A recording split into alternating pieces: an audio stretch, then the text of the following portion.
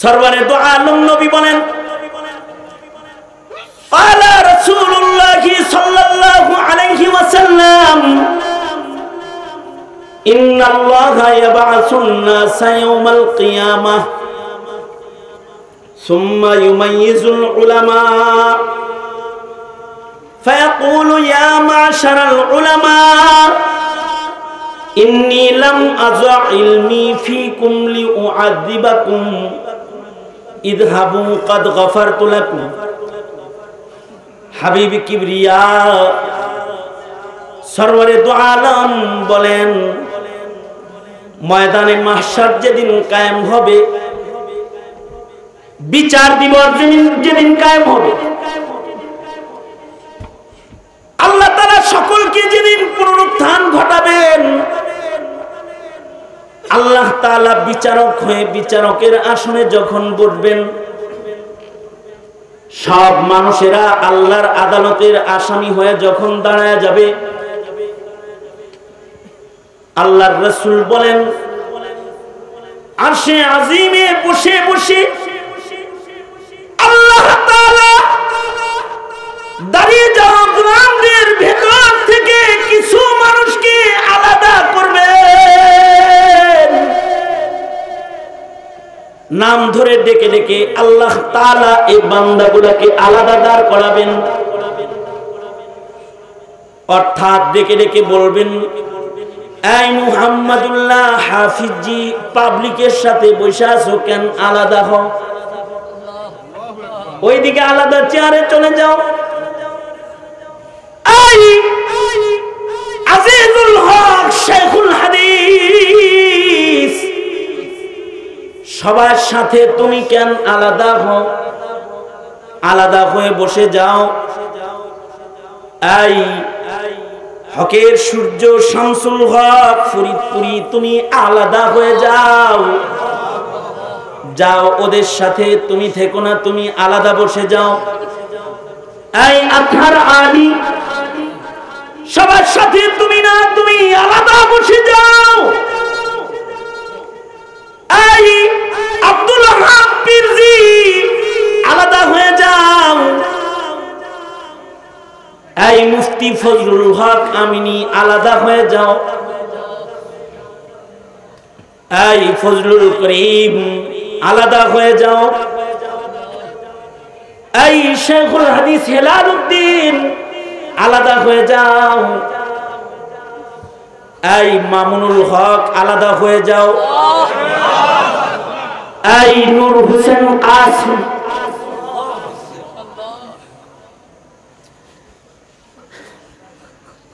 আলাদা হয়ে যাও। লা ইলাহা ইল্লাল্লাহ মুহাম্মাদুর রাসূলুল্লাহ। আল্লাহুম্মা সাল্লি আলা মুহাম্মাদিন ওয়া আলা আলি মুহাম্মাদ কামা সাল্লাইতা আলা ইব্রাহিম ওয়া আলা আলি ইব্রাহিম ইন্নাকা হামিদুম মাজিদ। আল্লাহুম্মা বারিক আলা মুহাম্মাদিন ওয়া আলা আলি মুহাম্মাদ কামা বারাকতা আলা ইব্রাহিম ওয়া আলা আলি ইব্রাহিম ইন্নাকা হামিদুম মাজিদ। আলহামদুলিল্লাহ, আয়োজিত মাহফিলের মোহতারাম সাদার, মোহতারাম সভাপতি, উপস্থিত হযরত, বুজুর্গ, উলামায়ে কেরাম, সম্মুখপানে সমবেত দিন প্রিয়, ইসলাম প্রিয়, দিনদার ইমানদার মুমিন মুসলমান ভাইরা, পর্দার আড়ালের মা বোনেরা, বিশ্বজগতের মালিক, বিশ্ব প্রতিপালকের বিশ্ব দরবারে কালিমাতুশ শুকর যে মহান রব্বুল আলামিন দয়া করে, মায়া করে, ভালোবেসে রহমতি বরকতি জান্নাতের টুকরা বাগানে উম্মতের উলামাদের সোহবতে মাদ্রাসার মাহফিলে দ্বীনী নসিহতের মজলিসে আমাদেরকে আল্লাহ তাআলা আসার বসার তৌফিক দান করেছেন। মালিকের দরবারে কালিমাতুশ শুকর পড়ি, শুকরিয়া আদায় করি, আলহামদুলিল্লাহ। বুজুর্গ হযরত উলামায়ে কেরাম মজলিসে তাশরীফ এনেছেন, বিলখুসুস রাবিতাতুল ওয়াইজিন বাংলাদেশের সুনামধন্য সভাপতি, আন্তর্জাতিক মুফাসসিরে কোরআন, মুহাক্কিক আলিমে দ্বীন, বিশিষ্ট মুফাসসির আল্লামা আব্দুল বাসিত খান দামাত বরকাতুহুল আলিয়া, শ্রদ্ধাভাজন বড় ভাই উনি উপস্থিত রয়েছেন। পাশাপাশি সর্বজন শ্রদ্ধেয় এই ফরিদপুরের আকাবির ওলামাদের অন্যতম শেখুল হাদিস আল্লামা হিলাল উদ্দিন সাহেব হুজুর দামাত বরকাতুহুম সহকারে বুজুর্গ ওলামা হযরতরা আজকের এই মহতি মজলিসে উপস্থিত রয়েছেন। মুরব্বীদের নির্দেশে আপনাদের সামনে এসে বসে গেছি। বরকতের নিয়তে আপনাদের সামনে সূরা মুদ্দাসসির থেকে তিলাওয়াত করেছি, একটি হাদিস আপনাদের সামনে পেশ করেছি। এইগুলোকে সামনে করে একটি সবক আপনাদের সাথে তাকরার করবার ইরাদা রাখি। আল্লাহ তাআলা কিছু উপকারী কথা আলোচনা করার তৌফিক দান করেন, আমিন।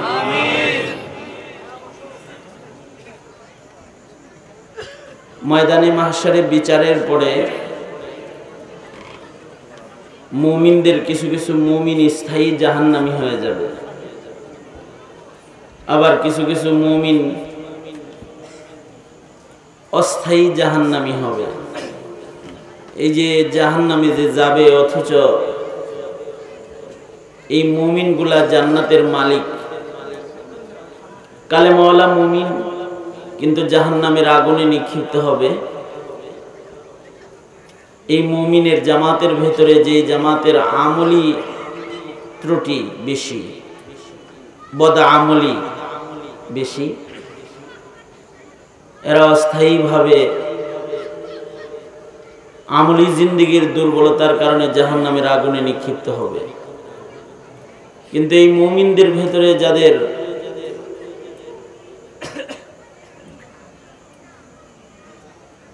ইমানি নুকসান ঘটে গেছে তাদের হায়াতে,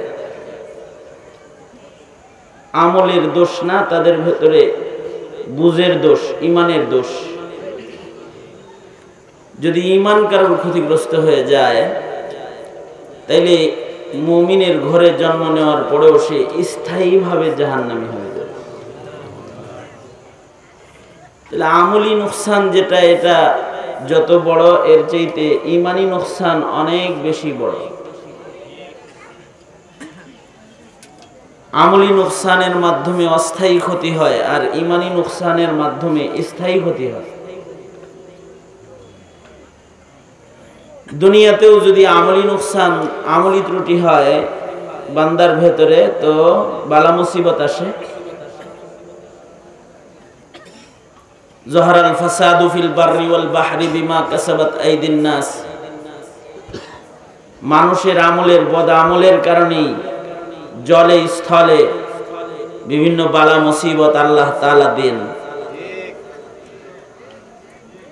কিন্তু যদি কারোর বুঝের নুকসান হয়ে যায়, মিল্লাতের যদি ঈমান নষ্ট হয়ে যায়, বুঝ নষ্ট হয়ে যায়, তখন শুধু মুসিবত দিবেন না, বরঞ্চ এমন আযাব দিবেন যে হালাক করে দিবেন। মিল্লাতের হালাকি এসে যায়, বরবাদি এসে যায়, ইমানি নুকসান যখন আম হয়ে যায়। সারা দুনিয়াতে যখন মানুষের ইমানি নুকসান হয়ে যাবে, যে জমিনের উপরে আর ইমানদার নাই, তো আল্লাহ তাআলা কিয়ামত সংগঠিত করবেন। ইসরাফিল আলাইহিস সালাতু ওয়াস সালামকে নির্দেশ করবেন যে বাঁশি বাজায় দাও, এখন আর পৃথিবী রাখার দরকার নেই।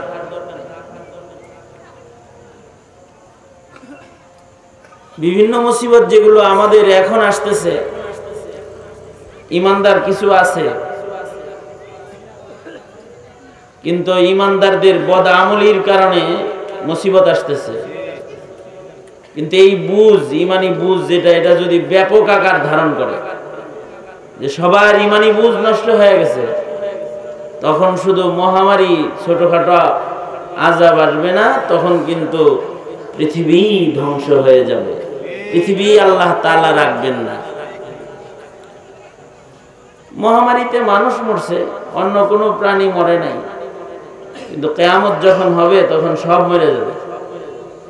আসমান জমিন এর ভিতরে যা আছে সব তছনছ হয়ে যাবে, জমিন চৌচির হয়ে যাবে, আসমান ধসে পড়ে যাবে, চাঁদ সূর্য গ্রহ নক্ষত্র খসে পড়ে যাবে, পর্বত পাহাড় তুলার মতো উঠবে।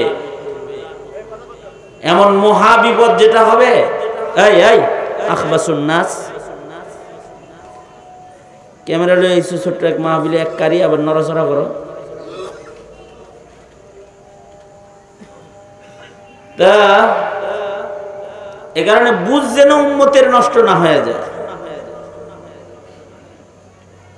বুঝ নষ্ট হলে কিন্তু কিয়ামত হয়ে যাবে। দিন যাইতেছে, মিল্লাতের বুঝ নষ্ট হইতেছে,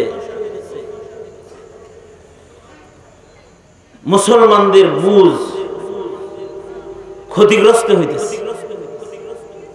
অথচ যদি বুঝ নষ্ট হয় তাহলে কিয়ামত হয়ে যাবে। বুঝ যদি ঠিক থাকে তাহলে কিয়ামত হবে। ইমানি বুঝ যখন সঠিক থাকবে, আমলি কমজোরি থাকলেও ইমানি বুঝ থাকলে আল্লাহ তাআলা পৃথিবী ধ্বংস করবেন না। আল্লাহর রাসূল সাল্লাল্লাহু আলাইহি ওয়াসাল্লাম বলেন, লা তাকুমুস সাআহ হাত্তা ইউরাফুল মুনকারু মারুফা ওয়াল মারুফু মুনকারা। মানুষের যখন বুঝ ঠিক থাকবে তখন কিয়ামত হইব না। অর্থাৎ মারুফকে মারুফ হিসেবে চিনবে, মুনকারকে মুনকার হিসেবে চিনবে, ইবাদতকে ইবাদত হিসেবেই চিনবে, গুনাহকে গুনাহ হিসেবেই চিনবে, হারামকে হারাম হিসেবেই চিনবে, হালালকে হালাল হিসেবেই জানবে। এটা একটা ইমানি বুঝ। কেউ যদি হালাল হারাম মানতে না পারে এটা তার আমলি দুর্বলতা, কিন্তু কেউ যদি হালাল হারাম বিশ্বাস না করে তাহলে তার ইমানি দুর্বলতা। আল হালালু বাইয়িন ওয়াল হারামু বাইয়িন, স্পষ্ট করে আল্লাহ তাআলা মিল্লাতের কাছে পেশ করছেন বান্দাদের কাছে যে এটা হালাল এটা হারাম। যদি এটা বুঝে না আসে তাহলে এটা ঈমান নষ্ট হওয়ার আলামত। এই রকম যদি বেঈমানের ঢল নেমে যায় জমিনের উপরে, তো এই জমিন আসমান আল্লাহ তাআলা রাখবেন না, এটাকে হালাক করে দিবেন। ইসরাফিলকে বলবেন এবার বাঁশি বাজানোর সময় হয়েছে, দাঁড়ায় আর নয়, ফুৎকার দিয়ে দাও। এটা কিন্তু দিন যাইতেছে এই বিমারি যেটা, এই মহামারী যেটা ইমানি মহামারী, বুঝের মহামারী যেটা, এটা দিন যাইতেছে আর বাড়তেছে। সরাসর হারাম যেটা ওইটাকে হালাল মনে করতেছে, আর যেটা হালাল ওইটাকে হারাম মনে করতেছে। যেটা মারুফ অনুমোদিত ওইটাকে মুনকার মনে করতেছে, আর যেটা অনুমোদন নাই শরীয়তে ওইটাকে অনুমোদিত মনে করতেছে।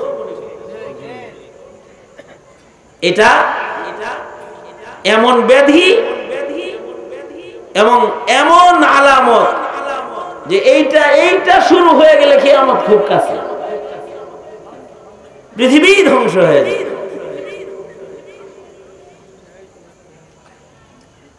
কোরআন মজিদ ঘরে রাখা মারুফ কাম। কোরআনের সাথে মানুষ আদর যত্ন করবে, ভালোবাসার সম্পর্ক করবে, মুহাব্বতের তাআল্লুক করবে, কোরআনের সাথে ইজ্জতের মুআমালা করবে, ঘরে রেখে রহমত আসবে। কিন্তু এই কোরআন এখন ঘরের বাইরে, যেটা ঘরে থাকলে আযাব গজব আসে না। মসজিদ পুরাটা পুড়ে গেছে আগুন দিয়ে, কোরআন শরীফ পুড়ে নেই। রহমত, আল্লাহর কালাম। জিয়াউর রহমানের ঘটনা শুনেছি। প্রেসিডেন্ট জিয়াউর রহমানের দেহের সব তছনছ হয়ে গেছে। ব্রিফকেসে যে কোরআন শরীফ ছিল এইটা কিছু হয় না। কোরআন তো রহমত, কোরআনের ভেতরে রহমত মুমিনের জন্য। রাখবে ঘরে, এর সাথে প্রেম প্রীতি করবে, এর সাথে ভালোবাসার তাল্লুক করবে। কিছুই না পারে কোরআনের সাথে, পড়তে পারে না, তাও চুমা দিবে। অনেকে আছে যে কোরআন শরীফ পড়তে পারে না, তো কোরআন শরীফ না মাদ্রাসায় দিয়ে যায়, এটা পড়তে পারি না, এটা মাদ্রাসায় থাক। পড়তে পারেন না, কি চুমাও দিতে পারেন না, ধরতেও পারেন না, ছায়া দেখতেও পারেন না। যদি কেউ চুমা দেয় এটারে, তাহলে এটা ঈমান, মুহাব্বত প্রকাশ করেছে। তাকে যদি কেউ মাসহাফ নজর করে দেখে, তাও সওয়াব, নজরে নজরে সওয়াব। কোরআন তাকায় দেখছে, সওয়াব হইতেছে। ঘরে তাকিয়ায় কোরআন আছে, এটা দেখতেছে, সওয়াব হইতেছে। ওইখানে আল্লাহর কালাম আছে, ওইটা কোরআন। এই নজরে দেখতেছে, খালি ইজ্জতের নজরে, সওয়াব হইতেছে। কিছু কিছু জিনিস আছে দেখলেও সওয়াব। বাইতুল্লাহ শরীফ দেখলেও সওয়াব, রহমত। কোরআন মজিদ দেখলেও সওয়াব, রহমত। আলেম ওলামা দেখলেও সওয়াব, রহমত। আলেম দেখলে সওয়াব, এটার কারণ কি? আলেম দেখলে সওয়াব, এটার মূল কারণ হলো আলেমরা তো কোরআন,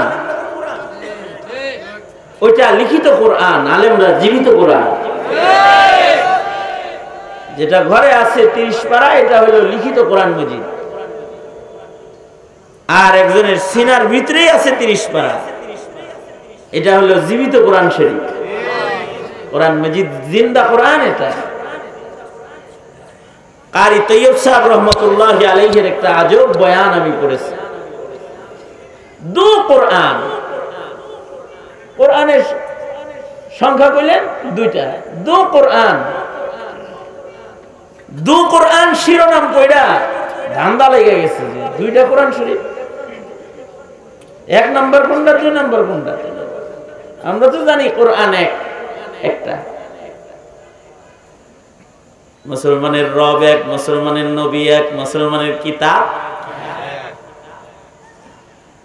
আমরা জানি কোরআন একটা। বয়ানের শিরোনাম দেখি দু কোরআন, দুইটা কোরআন। বড় চাহাতের সাথে বয়ানটা পড়তেছি। শিরোনাম দু কোরআন, ভিতরে কি আছে? খোলাসা যেটা বের হইল, বলল মুসলমানের সমাজে কোরআন শরীফ দুইটা, একটা হইল লিখিত কোরআন, আর একটা হইল জীবিত কোরআন, জিন্দা কোরআন। লিখিত কোরআন কথা কয় না, লিখিত কোরআন, জীবিত কোরআন। লিখিত কোরআন তো 30 পারা, যেটা ঘরে রাখেন এটা। আর জীবিত কোরআন হলো এই 30 পারা যাদের সিনার ঘরে রাখে, এইটা সিনার ঘরের ভিতরে কি থাকে? কোরআন থাকে, এই জীবিত কোরআন। এবার যদি এই জীবিত কোরআনের লগে কেউ মুসাফা করে, সগীরা গুনাহ ঝরে পড়ে যায়। তাকায় দেখে তো গুনাহ ঝরে পড়ে যায়। এর সাথে মুহাব্বত রাখে তো এগুলোর সাথে জান্নাত পাওয়ার লাইন বের হয়ে যায়।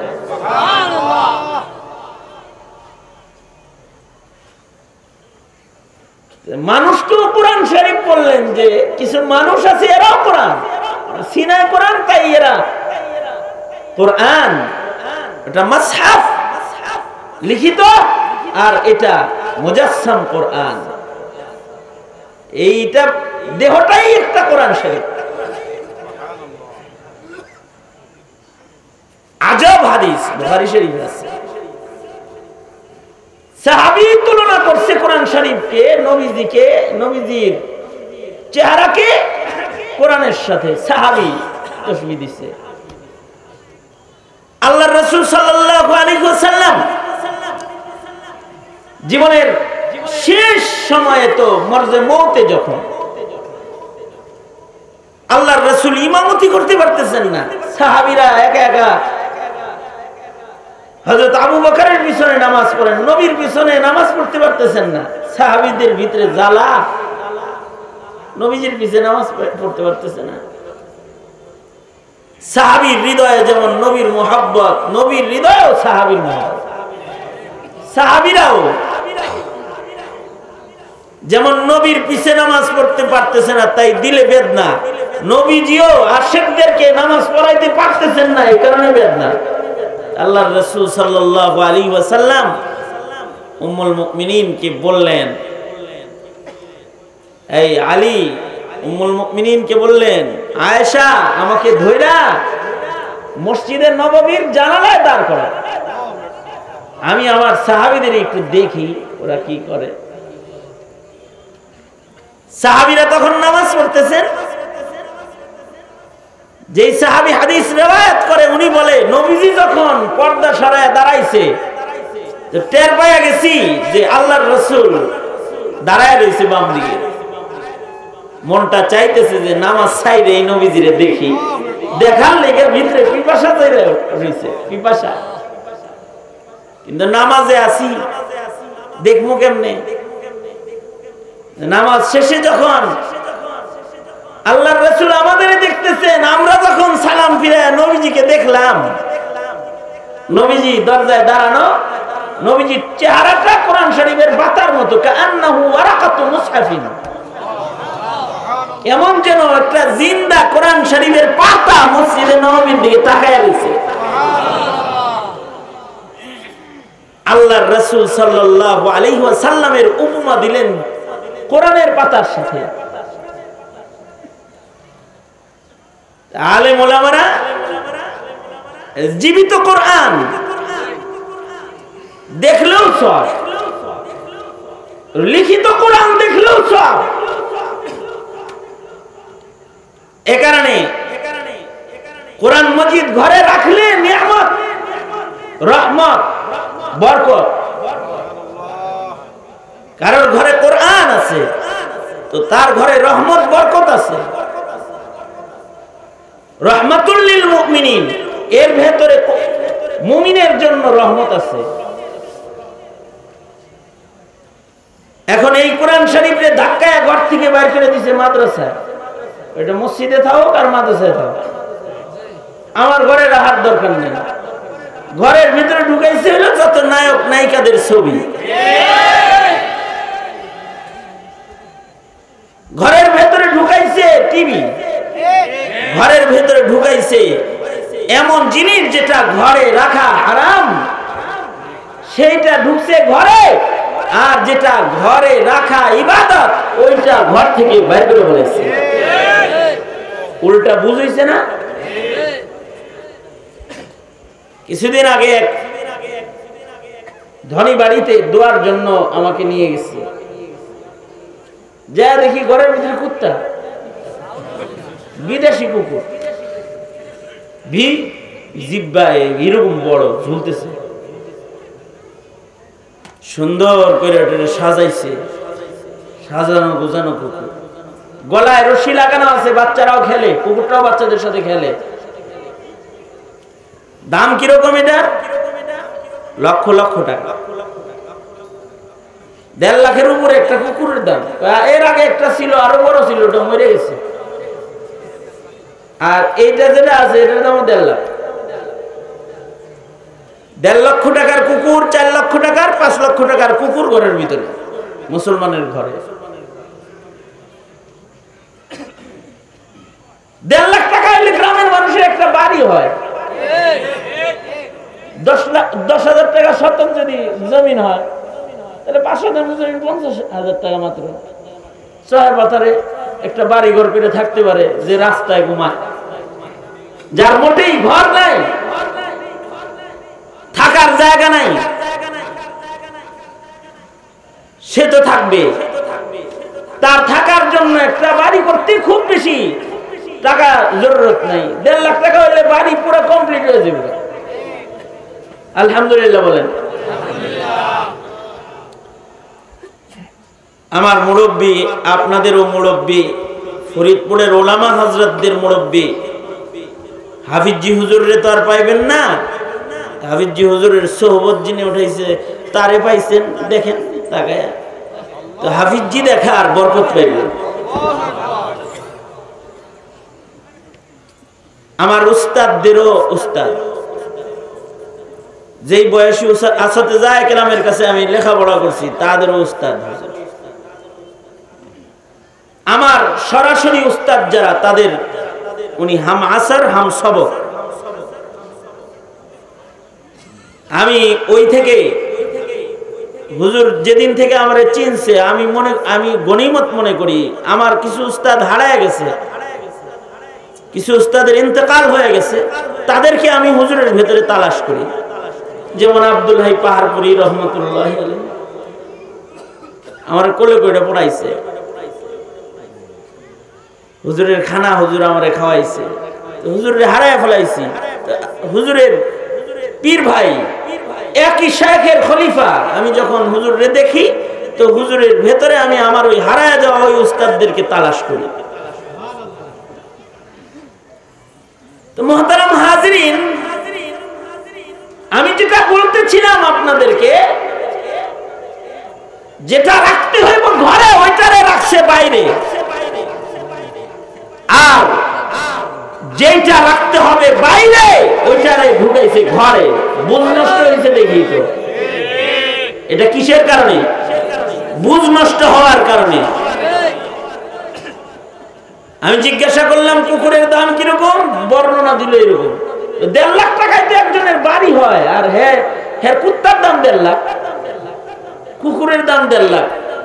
আমি একবার এই কুকুরের মালিক রে দেখি, আর একবার কুকুর রে দেখি, আশ্চর্য হয়ে দেখতেছি। উনিও আমার এইটা বুঝছে যে আমি আশ্চর্য হয়ে ওনারে দেখি, ওনার কুত্তা দেখি। উনি আমারে কয়, কি হুজুর দাম শুনে কি অবাক হয়ে গেছেন? মানে এমন একটা আওয়াজ করছে, তখন মনে হয় যেন যে মৌলবী মানুষ তো দুনিয়ার ধারণা টারণা নাই, এটা বুঝাইবার চাইতেছে, এরকম একটা ভাব।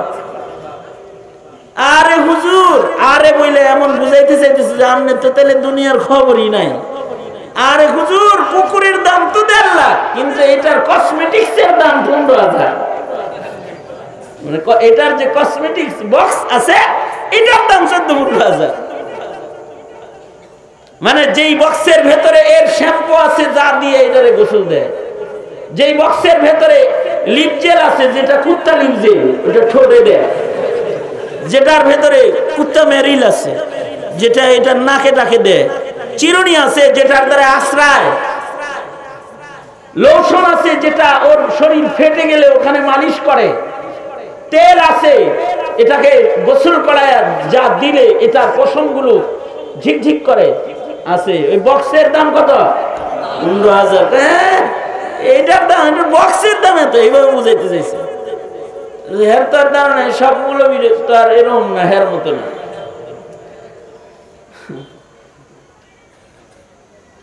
কিছু কিছু মানুষের কাছে, ওই শিয়ালের কাছে বাগদারি মনে হয় সুন্দরবন।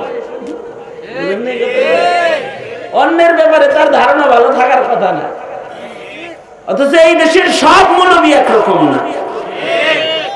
এদেশের কিছু মৌলবী আছে, ওই মৌলবীগুলা রাষ্ট্রের যে সকল রোড দিয়ে হাইটা গেছে, যতগুলো দেশের উপর দিয়ে, অতগুলো দেশের নাম ও কইতে পারবো না একদম।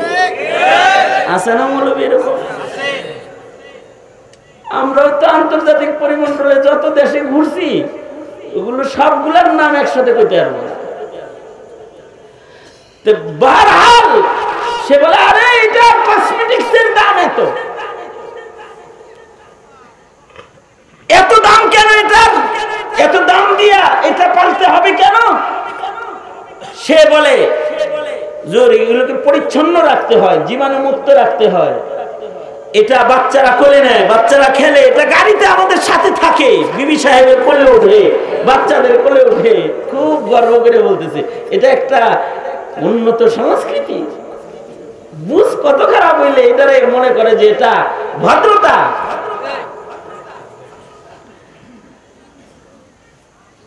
অথচ এই কুকুরের অবস্থা কি? কুকুর কিরকম নাপাকের নাপাক, যে কুকুরের পশম ঘরে পড়া আছে, এজন্য হযরত জিবরাইল ঘরে ঢুকেন না। উম্মুল মুমিনিন ঘর ভালো করে ঝাড়ু দিছেন পরে, তারপরে হযরত জিবরাইল ঘরের ভিতরে ঢুকছে। একটা কুকুর এর বাচ্চা ঘরে ঢুইকা পড়ছিল, এর কিছু পশম ঘরের ভেতরে পড়ে রয়েছে, এজন্য হযরত জিবরাইল ঢুকতেছেন না। এই কারণেই ফিকহি মাসআলা হলো, কুকুরের পশমের সাথেও যদি আপনার জুব্বা পাঞ্জাবি লাগে, অথবা কুকুরের সাথে যদি আপনার লুঙ্গির ছোঁয়া লাগে, তাহলে ফিকহি মাসআলা হলো, যদি কুকুরের শরীর ভিজা থাকে অথবা আপনার কাপড় ভিজা থাকে, তাহলে এই অবস্থায় এই কাপড় যেটা কুকুরের গায়ে লাগছে এটা বলে নামাজ পড়া যাবে না। তার মানে এটার পশমটাও একেবারে জঘন্য নাপাক। আর এর লালা কিরকম নাপাক? এই কুকুর যদি কোনো বর্তনে মুখ লাগায় তাহলে এই বর্তনের কি হালাত? ফিকহি সিদ্ধান্ত হলো যে এই বর্তনকে পরিষ্কার করতে হইলে 7 বার ধুইতে দিব। তাইলে যার বউয়ের মুখে কুত্তে চুমা দিছে অথবা হে কুকুরে চুমা দিছে, হ্যাঁ তো ওয়াশিং মেশিনে ঢুকান দরকার নেই, ওয়াশিং মেশিনে ঢুকান দরকার। এই কুকুর যদি কেউ কোলে লয়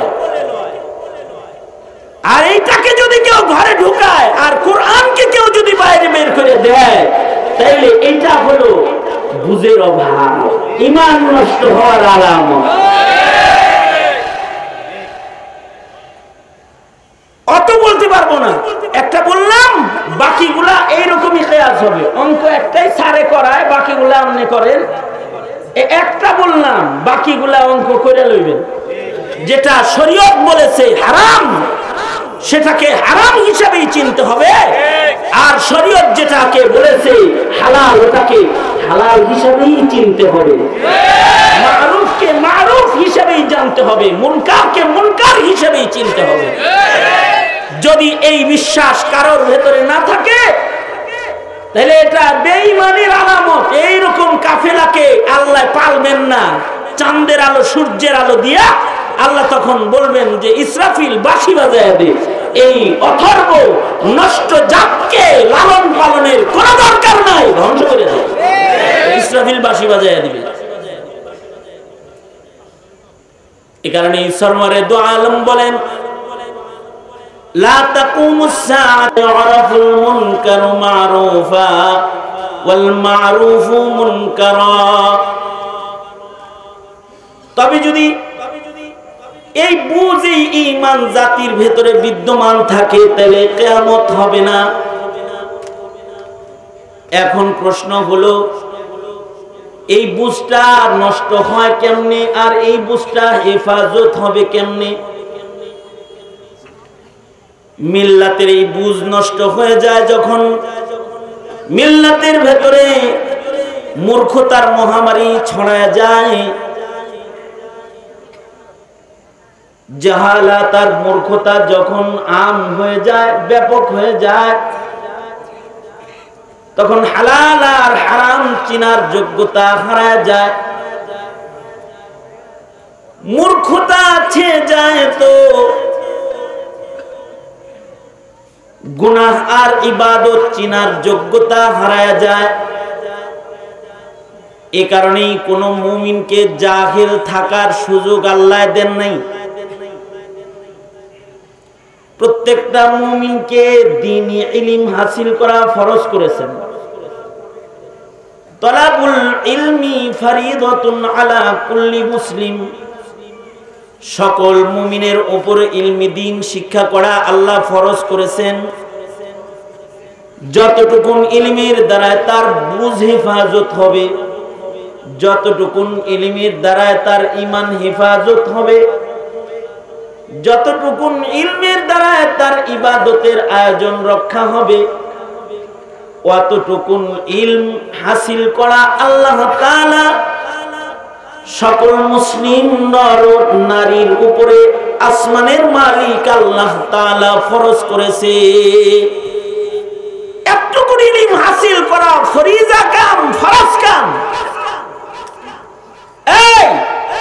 এই ফরজ যখন ব্যাহত হয়েছে তখন ঈমানও বরবাদ হতেছে। এই ফরজ ব্যাহত হতেছে, এই ফরজ আদায়ে আমরা অক্ষম হইতেছি, তত আমরা অচল হইতেছি। ঈমানি আমলি জিন্দেগীর ব্যর্থতা আমাদেরকে গ্রাস করতেছে।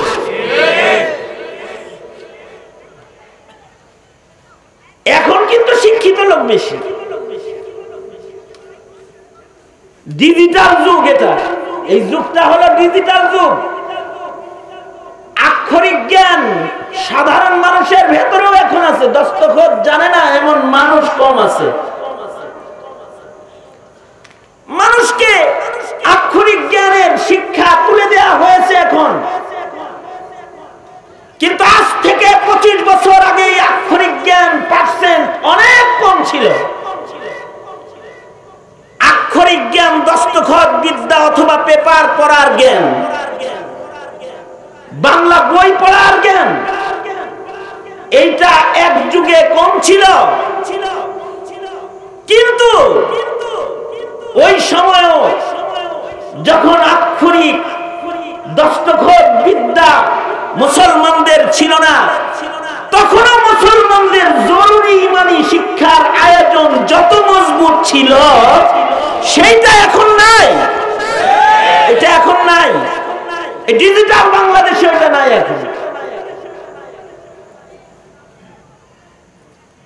এখন মক্তবগুলো তালা লেগে গেছে। 25 বছর পূর্বে চলে যান, এখন থেকে বেশি না, মাত্র 25-30 বছর আগে চলে যান। 25-30 বছর আগেও আমাদের প্রত্যেকটা মসজিদ মক্তবের ছাত্র বাচ্চা দিয়া ফজরের পরে ভরপুর থাকতো। এটা কিন্তু 25 বছর আগের চিত্র। এই এখন যে সমাজ, এই সমাজের মসজিদগুলো এখন আর মক্তব নাই। মসজিদের মক্তবগুলো তালা লেগে গেছে। মসজিদের মক্তব বন্ধ হওয়ার একটা বড় চক্রান্ত কাফেররা আমাদের দেশে এইভাবে করেছে যে আমাদের শিক্ষা পলিসির ভেতরে ওরা হাত রাখছে। যেমন আমাদের স্কুল কলেজগুলো আগে শিক্ষা শুরু হতো সকাল 9টা-10টার থেকে, 10টা-11টায় শুরু হইতো, আসর পর্যন্ত স্কুলে পড়ালেখা হইতো। আর এখন হলে ফজরের পরে স্টার্ট হয়ে যাবে, আর 8টায়, 7টায়, 10টায় ছুটি হয়ে যাবে, 9টায় ছুটি হয়ে যাবে। এমন ভাবে জিনিসটা আমাদের ভেতরে ঢুকাইছে, কেজি স্কুল নাম দিয়া এমন এক দুষ্ট পলিসি আমাদের সমাজে প্রবেশ করাইছে। ফজরের পরে আমাদের ছেলেরা আজান শুনতো, কালেমা শিখতো, তারা দরুদ শরীফ শিখতো, তাশাহুদ শিখতো, সূরা ফাতিহার তালিম নিত। ঈমান কাকে বলে মক্তবে যে ওগুলো মুখস্থ করতো। সেই আয়োজনকে তালা লাগায়া ওদেরকে এবিসিডিতে বসায় দেওয়া হয়েছে। সকাল ভোরবেলায় ওদের কানে বাদ্যের আওয়াজ দিয়ে ওদের দিনের শুরু, পিটির মাধ্যমে ওদের দিবস শুরু হইতেছে। অথচ ওরা ওদের দিবস শুরু করতো কালেমা দিয়া, বিসমিল্লাহ দিয়া, সূরা ফাতিহা দিয়া, আলিফ বা তা সা দিয়া, কোরআনের পাতা ওযু কইরা বুকে লইয়া ওদের জীবন শুরু হইতো। এই আয়োজন চেঞ্জিং আসলো যে এখন মক্তব ফুল বন্ধ, মক্তবে বাচ্চা নাই। সকালবেলার মক্তব সবাই মক্তবে তালা লেগে গেল। ছেলেগুলা এখন ইংলিশে পাকা হয়ে গেল, কিন্তু ওরা কালেমায়ে দুর্বল হয়ে গেল, নামাজে দুর্বল হয়ে গেল। শুধু আমাদের মক্তবের ইলমটাও যে সময়ের মানুষগুলো হাসিল করেছে, তারা ডক্টর হয়েছে, ইঞ্জিনিয়ার হয়েছে, অ্যাডভোকেট হয়েছে, জজ হয়েছে, ব্যারিস্টার কিন্তু তাদের ঈমান নষ্ট হয় নাই। আর এখন এই প্রাইমারি সীমানা ডিঙ্গিয়ে হাই স্কুল কলেজের বারান্দায় যাওয়ার সাথে সাথে এরা সব ধর্মদ্রোহীতে পরিণত হয়,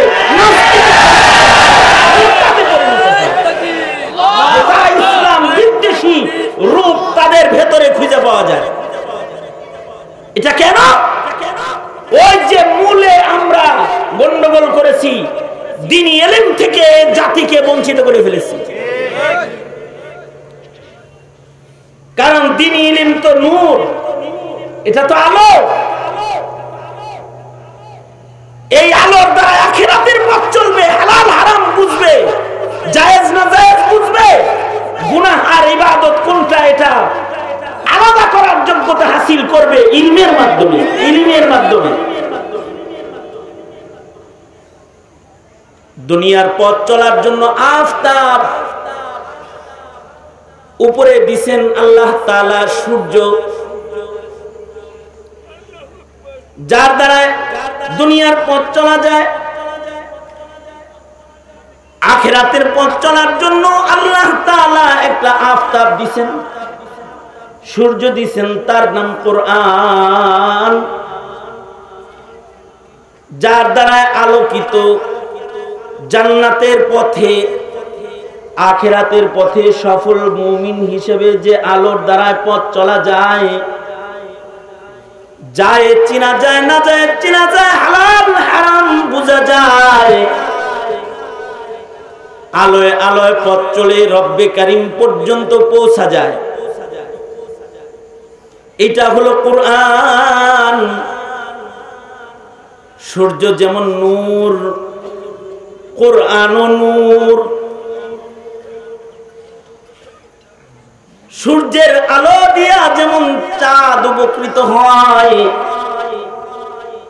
নূরুল কামার মুস্তাফিদুম মিন নূরিশ শামস, ওরকম ইলমের আলোর দ্বারাও ঈমানদার উপকৃত হয়।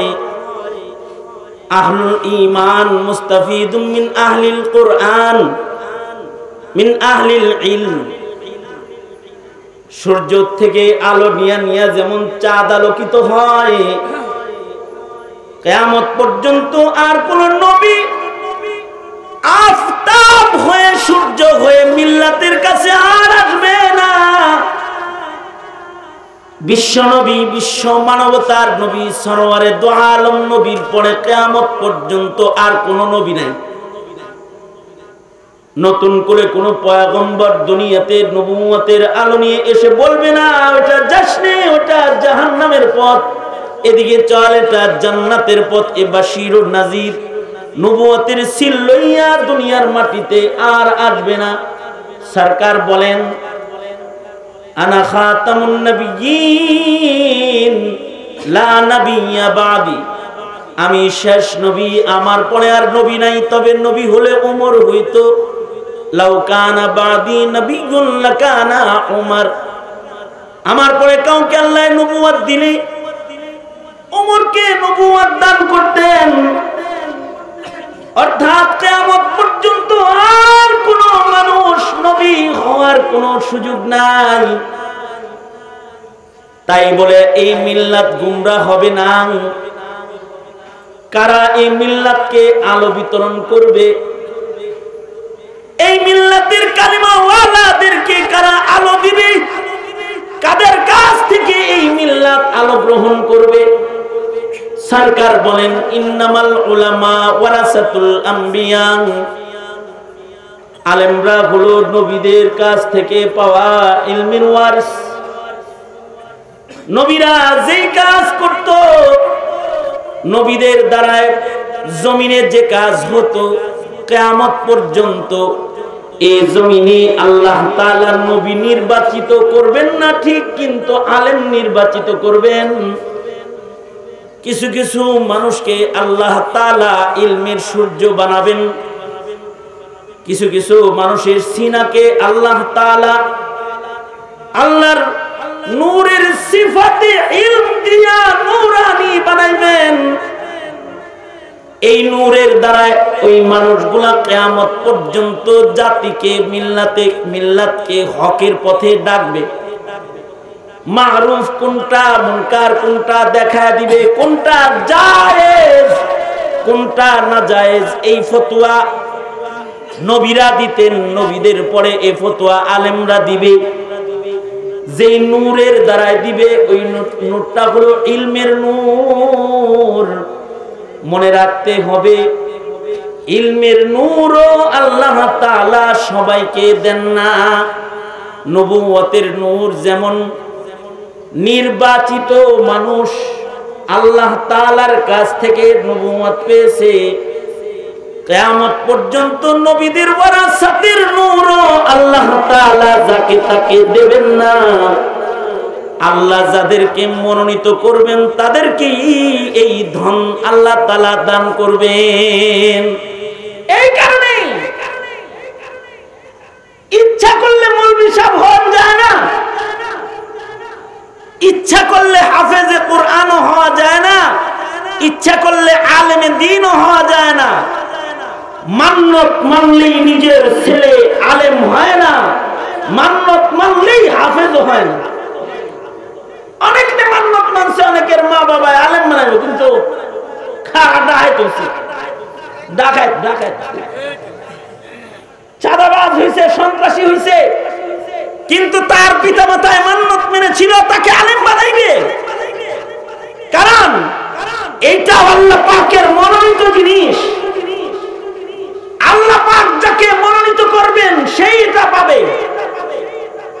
কেউ যদি এইটার মালিকানা পেয়ে যায়, এটা যদি আল্লাহ কাউকে দিয়ে দেয়, তাইলে সে আর সাধারণ রবে না, সে অসাধারণ হয়ে যাবে। ইলমের নূরের নিসবতে তার মূল্য সাধারণ পাবলিক থেকে আলাদা হয়ে যাবে।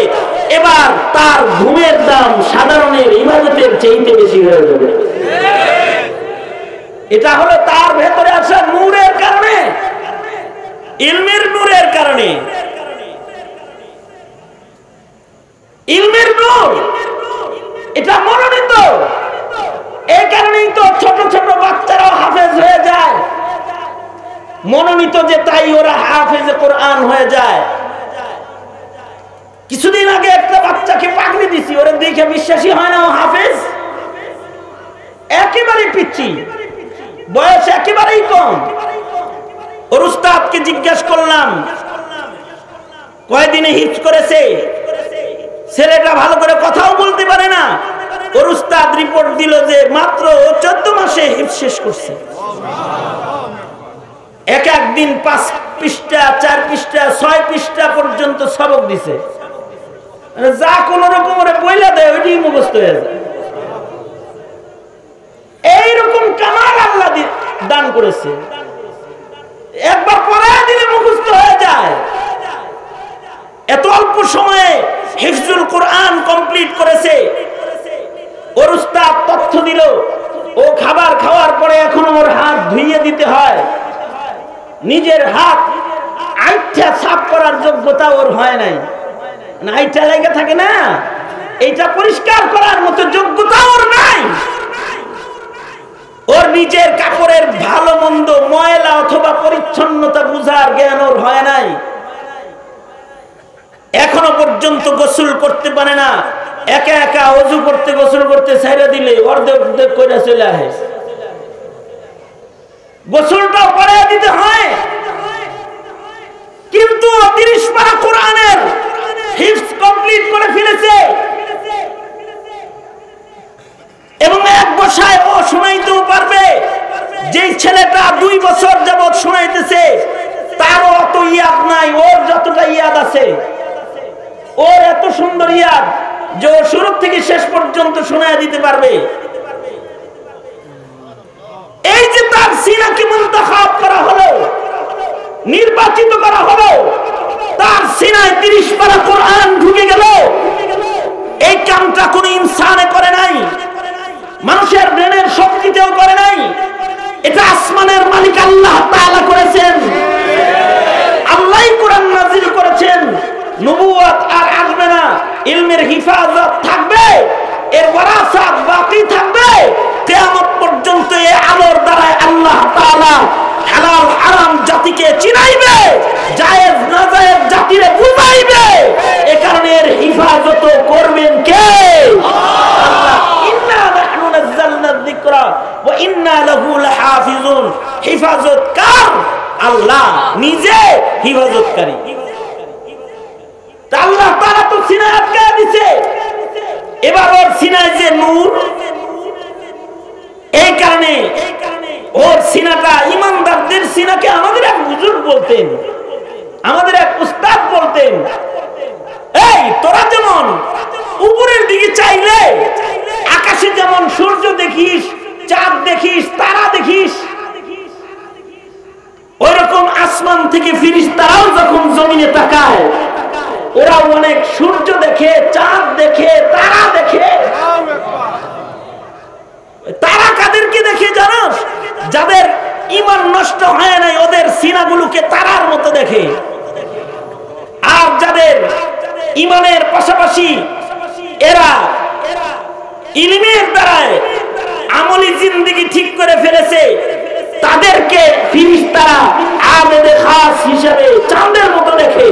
মানব এই জমিনে যাদের সিনাকে আল্লাহ তাআলা লাউহে মাহফুজ বানাইছে, যাদের সিনার ভিতরে ইলমের নূর সংরক্ষিত হচ্ছে, ওদের সিনাটাকে আসমান থেকে ফেরেশতারা তারার মতো দেখে না, ওদের সিনাকে ফেরেশতারা চাঁদের মতো দেখে না, ওদের সিনাগুলোকে ফেরেশতারা আফতাবে কুরআন প্রজ্বলিত জমিনের সূর্যের মতো আলোকিত সূর্য হিসেবে তারা দেখতে থাকে।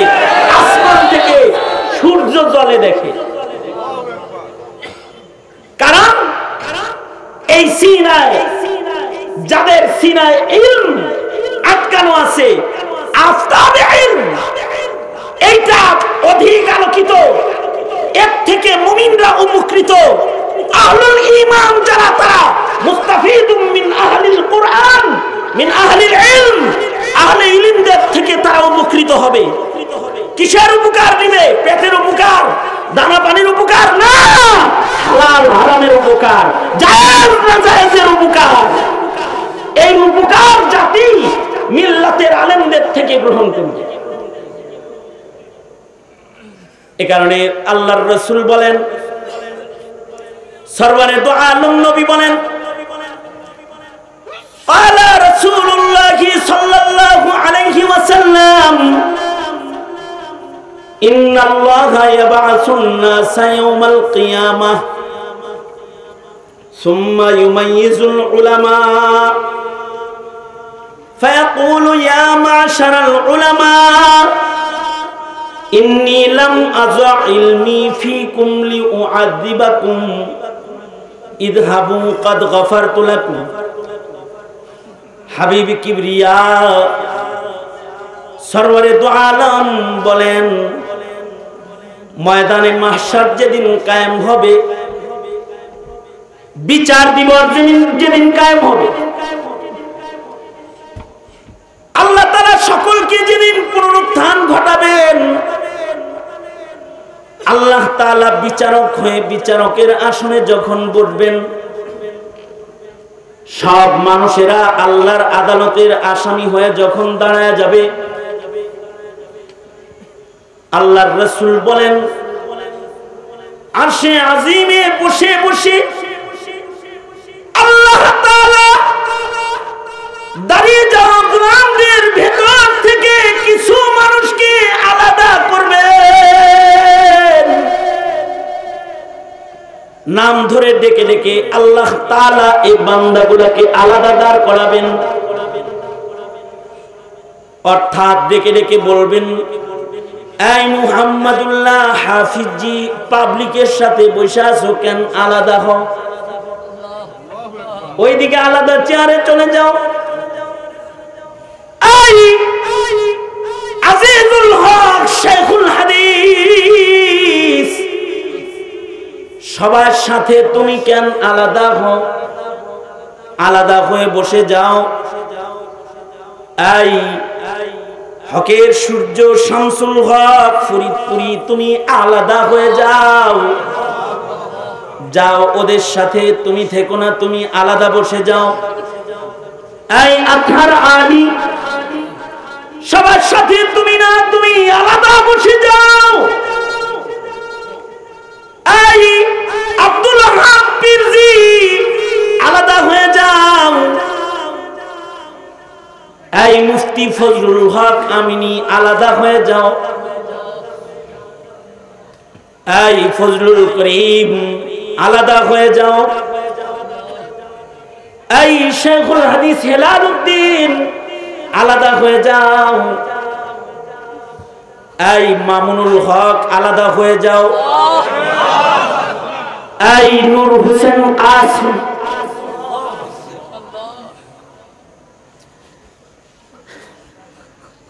আলাদা হয়ে যাও।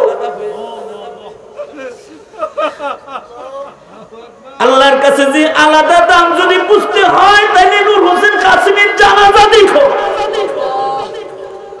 আজকে কেবল জানাজার নামাজ আদায় করে আসছি। আল্লাহ যখন কাউকে ভালোবাসে, জমিনের মানুষদেরকে বলে ওরে কিন্তু আমি ভালোবাসি, ও আমার কাছে সম্মানী। আল্লাহ তাআলা এভাবে করে আলেমদেরকে আলাদা করবে। এই নূর হোসেন কাসিমি, আলাদা দাঁড়াও। এই জুনায়েদ বাবু নগরী, আলাদা দাঁড়াও। ইলমের সম্মানে তোমাদের সম্মান, তোমরা আলাদা দাঁড়ায় যাও। আরে আলাদা দাঁড় করে এটা তো আলেমের আসল সম্মান না।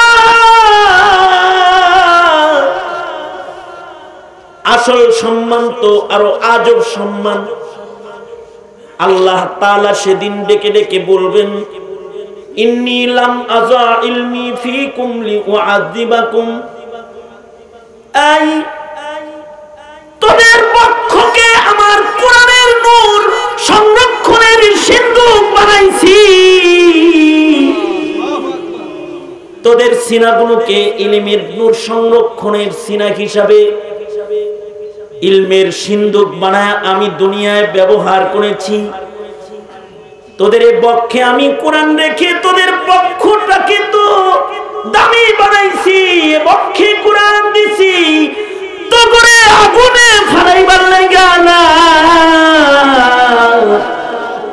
যেহেতু তোদের সিনার ভেতরে ইলমের আমানত সংরক্ষণ করেছি, শুধুই মাত্র একটি কারণে, তোদের জীবনে তোরা যে সকল গুনাহ খাতা করেছিস হায়াতে, আমি আহকামুল হাকিমিন তোদের জীবনের ওই গুনাহগুলোকে আমি আজ মাফ করে দিলাম।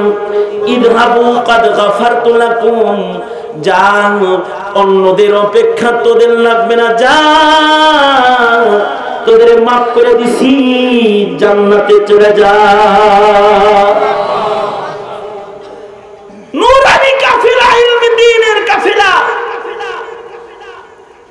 এই যেই কাফেলাকে আল্লাহ তাআলা ডেকে ডেকে ক্ষমা করবে, যেই কাফেলার সিনাকে ফেরেশতারা সূর্যের আলোর মতো দেখে, যেই কাফেলার ঘুমের মূল্য সাধারণ পাবলিকের সেজদার চাইতে দামি, ওই কাফেলাকে কি জুতা পিটা করা যায়?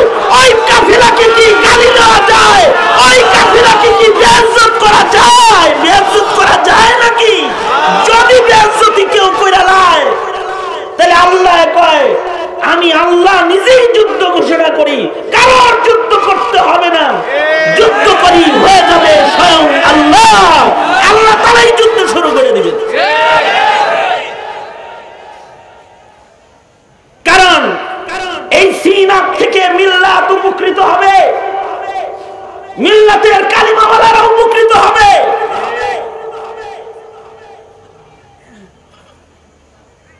এই উপকার যদি জাতির ভেতরে নষ্ট হয়ে যায়, তখন ওই জাতির বুঝ নষ্ট হয়ে যায়। ইলম থেকে দূরে চলে যায় তো তখন তাদের বুঝ নষ্ট হয়ে যায়।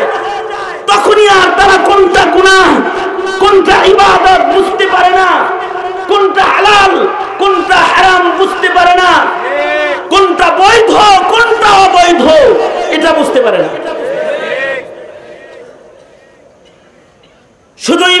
ইলমে দ্বীনের পর্যাপ্ত জ্ঞানের অভাবের কারণে হারাম ভক্ষণ করে নিজেদের ইবাদত নষ্ট করছে মুসলমান। একদিকে সুদ মিশ্রণ, আর একদিকে প্রত্যেকটা খাবারের ভেতরে হারাম মিশ্রণ। এমন ভাবে মুসলমানদের ইবাদত নষ্ট করে দেওয়া হচ্ছে, মুসলমানের জিকির যেন কবুল না হয়, মুসলমানের নামাজ যেন কবুল না হয়, মুসলমানের দোয়া যেন কবুল না হয়। কারণ দোয়া কবুল হলে তো করে মারণ যাইব না। তাদের পানীয়কে হারাম বানায় দেওয়া হচ্ছে, তাদের খাবারকে হারাম বানায় দেওয়া হচ্ছে। এমনকি পর্যাপ্ত পরিমাণে বৈদেশিক খাবার এই দেশে উৎপাদনের, এই দেশে আমদানির মাধ্যমে এই দেশের মুসলমানদের পেটে শুকুর কুকুরের চর্বি পৌঁছে দেওয়া হচ্ছে।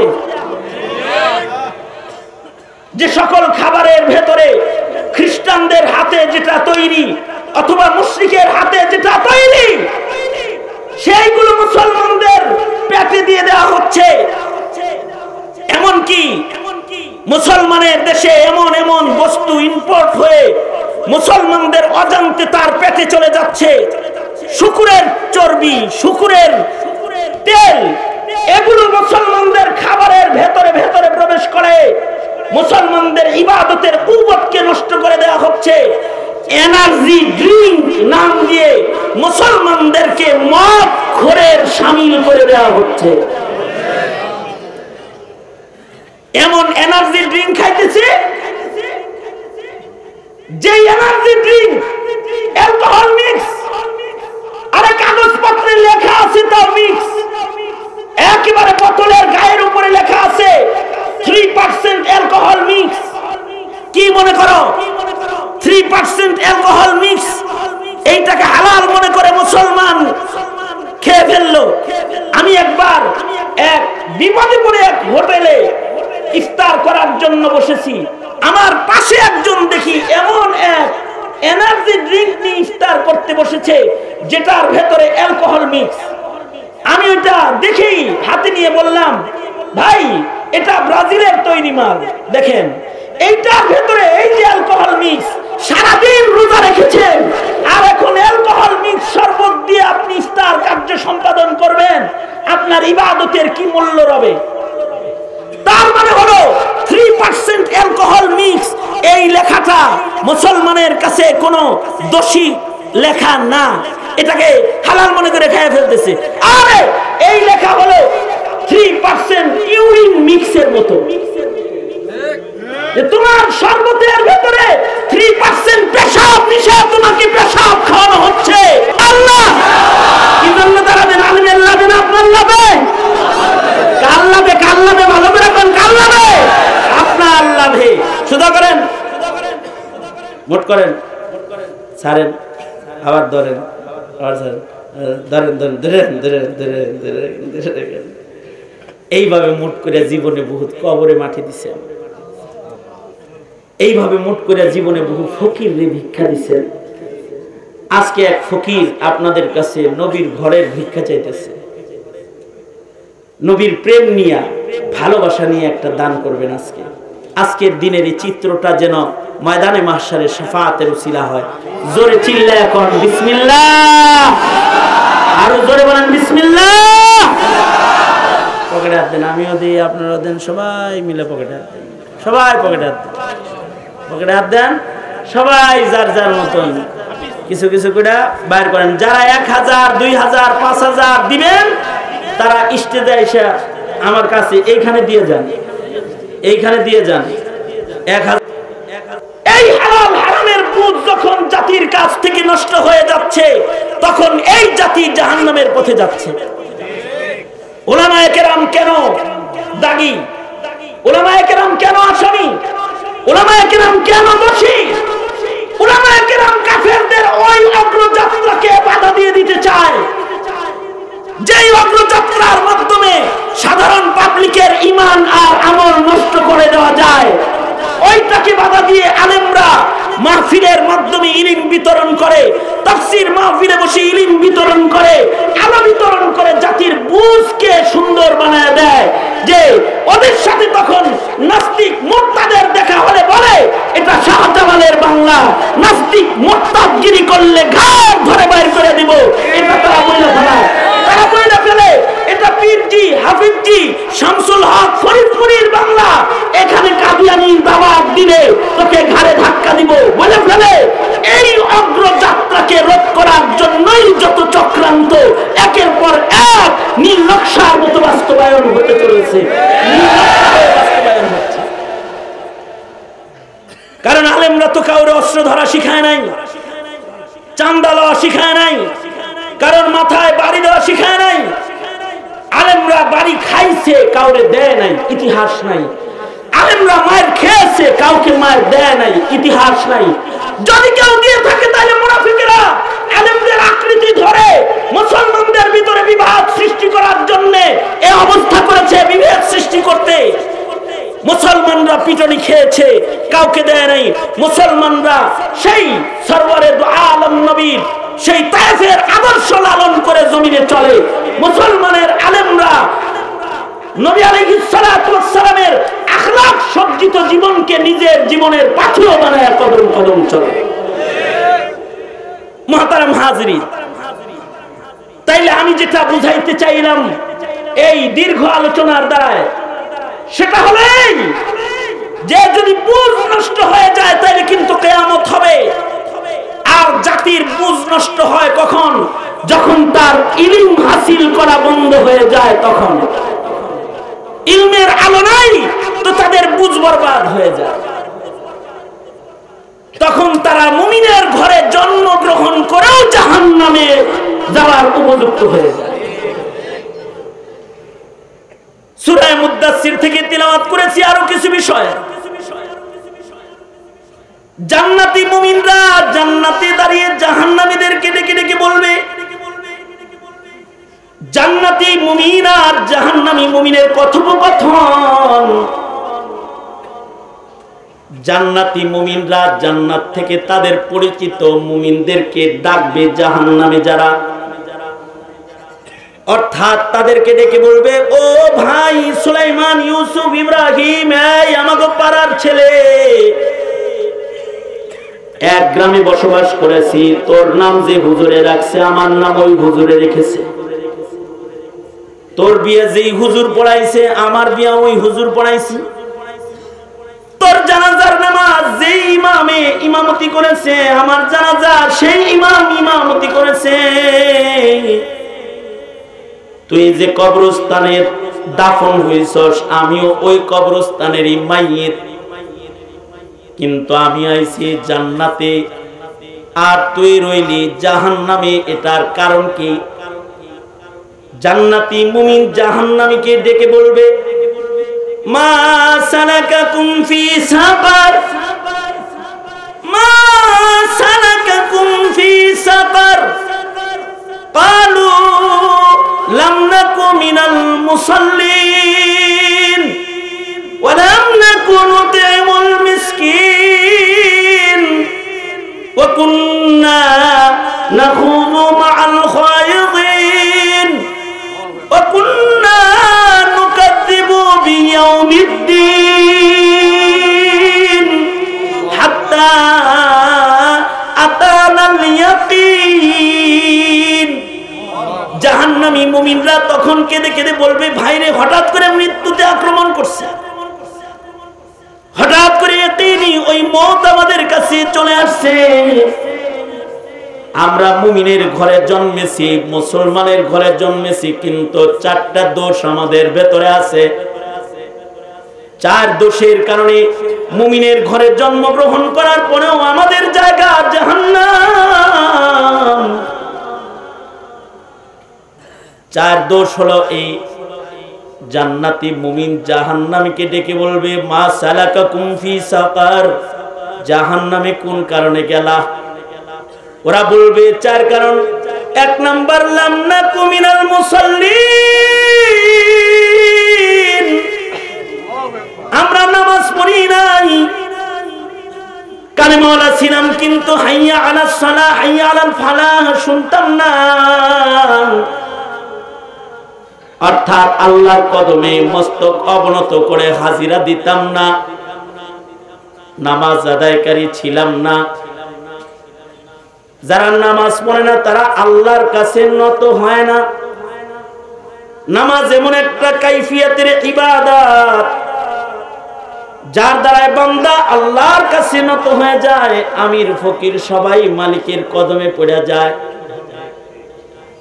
বান্দাকে আল্লাহ তাআলা আজেজ বানাইছে, বান্দাকে আল্লাহ মুহতাজ বানাইছে। বান্দা সূর্যের মুহতাজ, সূর্য বান্দার মুহতাজ না। বান্দা গরুর মুহতাজ, গরু বান্দার মুহতাজ না। বান্দা মুরগির মুহতাজ, মুরগি বান্দার মুহতাজ না।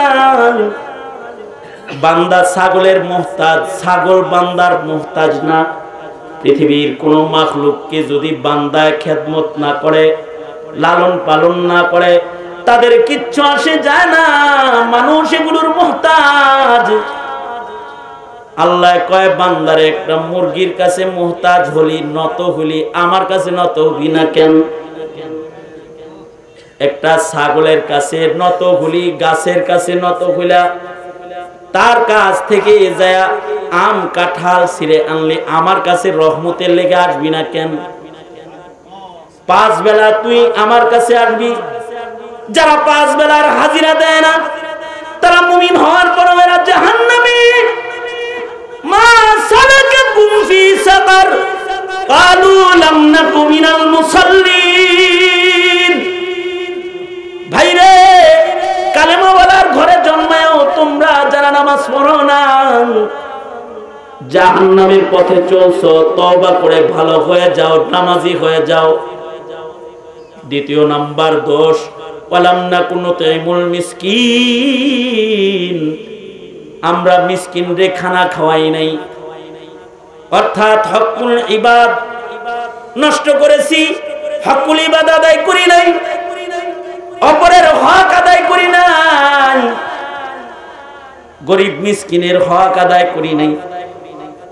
কালেমাওয়ালা হওয়ার পরেও যারা গরিবের হক আদায় করে না তারা জাহান্নামী হয়ে যায়। 3 নাম্বার দোষ, ওয়াকুন্না নাখুযু মাল খায়িজিন। চক্রান্তকারীদের পক্ষ নিয়েছো তুমি জমিনে। মুসলমানের ঘরে জন্মাইছো, কিন্তু তুমি শয়তানদের পক্ষ গ্রহণ করেছো, কাফেরদের রং পছন্দ করেছো, কাফেরদের দলকে সমর্থন করেছো। তুমি আমেরিকার সমর্থন করেছো, তুমি কাফের মুশরিক যে জুলুম করে ওইটার সমর্থন করেছো। বার্মার মজলুমদের পক্ষে তুমি ছিলা না, তুমি বৌদ্ধর পক্ষ অবলম্বন করেছো। তুমি নির্যাতিত কাশ্মীরের মুসলমানদের পক্ষে ছিল না, তুমি জালেমদের পক্ষ গ্রহণ করেছো। কোরআন সুন্নাহর খেলাফ যে নাস্তিক মুরতাদ কথা কয়, তাদের কথা তোমার কাছে ভাল লাগে, আলেমেরটা খারাপ লাগে, অর্থাৎ চক্রান্তকারীদের পক্ষ গ্রহণ করেছো। সূরা মুদ্দাসসির খুলে দেখো, যারা চক্রান্তকারীদের পক্ষ গ্রহণ করবে, ইমানদার হওয়ার পরেও তাদের সঙ্গ দোষে তারা জাহান্নামী হয়ে যাবে। সৎসঙ্গে স্বর্গবাস, অসৎসঙ্গে সর্বনাশ।